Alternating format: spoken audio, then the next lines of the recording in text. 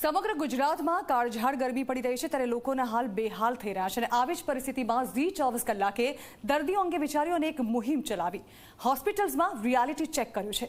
અમારી team Godhra civil હોસ્પિટલમાં પહોંચી હતી અને આ હોસ્પિટલમાં ગોધરા, પંચમહાલ, મહીસાગર અને દાહોદ જિલ્લામાં દર્દીઓ સારવાર માટે આવે છે।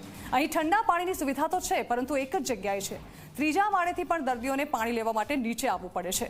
પંખા અને એસીની સુવિધા છે પરંતુ દર્દીના પરિવારજનો માટે કોઈ જ વ્યવસ્થા અહીં નથી।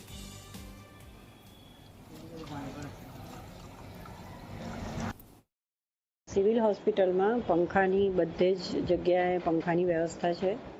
પાણીની જરૂર પડે તો પાણીની વ્યવસ્થા છે। આરઓ સિસ્ટમ નાખેલી છે, કુલર્સ પણ છે અને જ્યાં જરૂર છે ત્યાં બધે એસી પણ નાખેલા છે અને એમનું મેન્ટેનન્સ પણ કન્ટિન્યુઅસ ચાલે છે।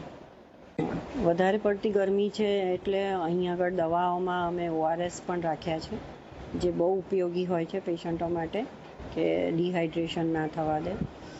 એટલે બધી જ સંપૂર્ણ દવાઓ પણ છે ને બધી જ વ્યવસ્થા કરેલ છે પેશન્ટો માટે। ઝી 24 કલાક હાલ ગોધરા સિવિલ હોસ્પિટલ ખાતે આવ્યું છે કે અહીંયા આ વધારે પડતી ગરમીમાં દર્દીઓ માટે શું સુવિધાઓ કરવામાં આવી છે। સીધા જે દ્રશ્યો છે તે બતાવવાનો પ્રયત્ન કરીશ કે હાલ અહીં આવતા જે દર્દીઓ અને તેમના પરિવારજનો છે પીવાનું પાણી મળી રહે તે માટે અહીંયા આવ્યા છે। આપણે એમની સાથે સીધી વાત કરીશું, લોકોને પૂછીશું કે શું સુવિધા છે। કાકા, ગરમી લાગે છે? હા। કઈથી આવ્યા છો? શેરા તાલુકા શેરામથી। સિવિલમાં ગરમીને લઈને કેવી સુવિધાઓ છે? પાણી છે, પંખા છે? છે ને પાણીની એટલી સુવિધા ઓછી છે। પાણી એટલું આ સુવિધા ઓછી એમ।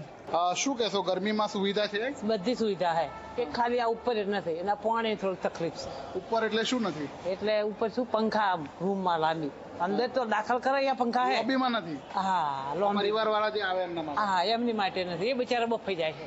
પાણી આવે છે અહીંયા? આવે છે પણ આ ઠંડુ આવે છે। ઠંડુ આવે છે। આ ગરમીમાં સિવિલમાં સુવિધાઓ છે બરાબર? બરાબર છે, સારી છે। શું સુવિધાઓ તમે જોઈ પાણી સિવાય? આ પાણીનું એક હૃદય આવવું પડે ને કે આ બધું હોઈ રહેવાનું, આ બધું પંખોનું બધું સારું છે। સમાચારો રાજકોટથી મળી રહ્યા